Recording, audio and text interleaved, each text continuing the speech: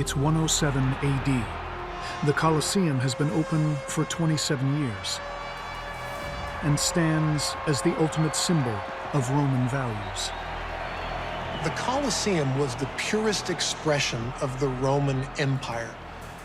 Put simply, it was the symbol of how to live as a Roman and how to die as a Roman, with strength, with courage, and with honor.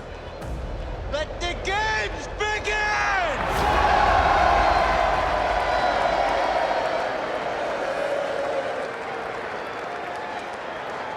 But now, controversial new fighters are stepping into the arena. Women.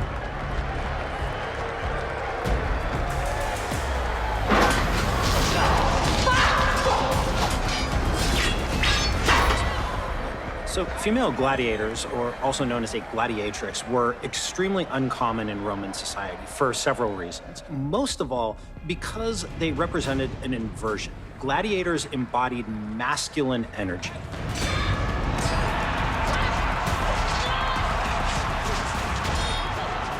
This twist on gladiatorial combat is supported by Emperor Trajan, who came to power 9 years earlier, in 98 AD. Trajan was an amazing character. He was a tough general.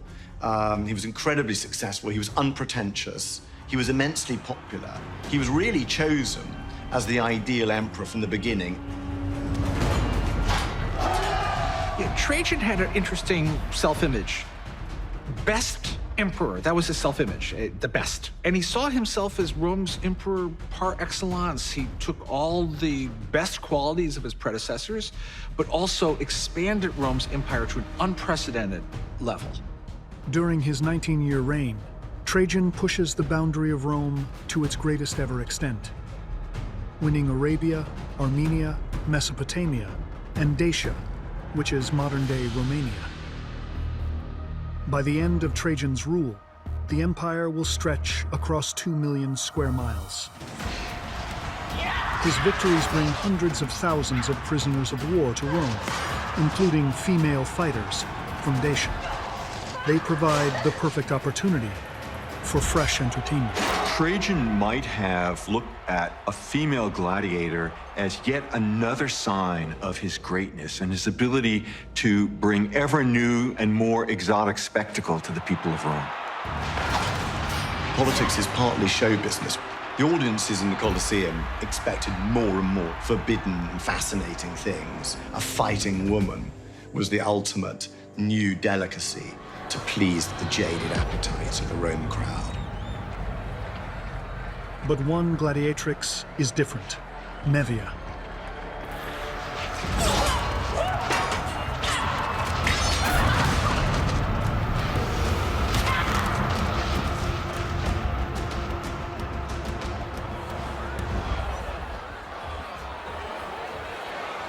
She is a rarity, a free citizen of Rome, and that fact enrages the popular satirist, Juvenal.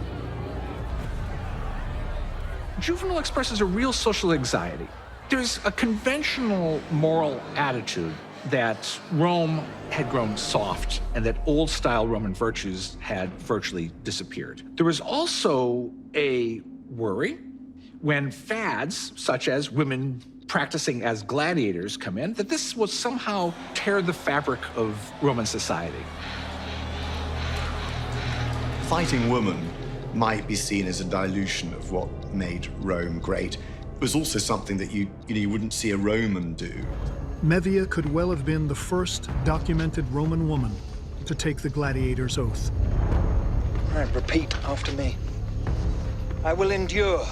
I will endure. To be burned. To be burned. Chained. Chained. Beaten. Beaten. And slain by the sword. And slain by the sword. Make your mark.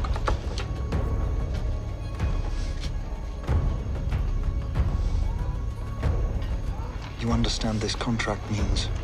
I'm freer here than I was at home.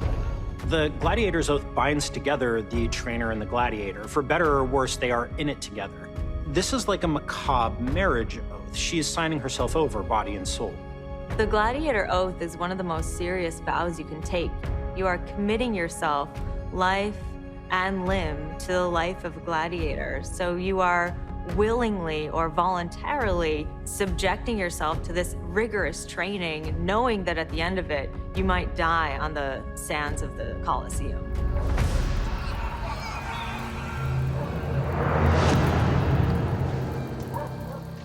Mevia willingly going into a ludus means that she's turning her back on her family. There's no way out for her. Her family probably would have disowned her because it would have been an embarrassment, a stain on the family's history. She would never have been able to go back to them. She would never have been able to get married or have the life that her parents had expected for her. All gladiatorial combat was a fight to the death, because if someone did not surrender and basically indicate that they had given up, the fight would continue until someone was killed.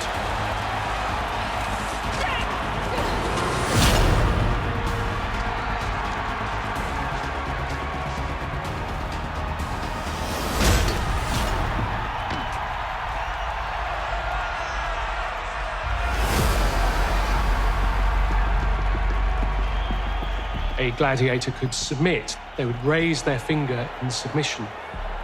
The emperor would turn to the crowd and ask for their opinion about what he should do, whether the submitting gladiator should be allowed to live or whether he should be killed.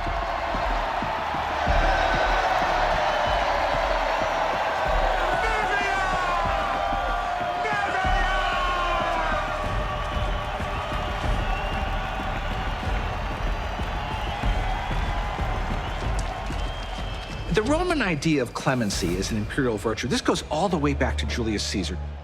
But when we see it being activated, there's a positive side, but there's also a sinister side. And it's a way of the emperor signaling that I'm in total control.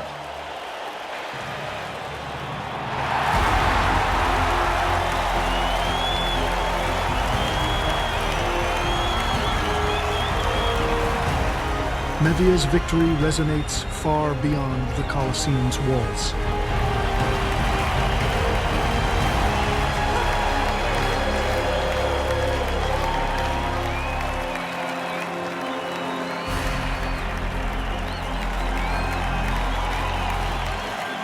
But after her documented appearance in the arena, little is known about her. To have earned a place in Juvenal's writings, it's possible that she dominated female gladiatorial combat throughout Trajan's reign.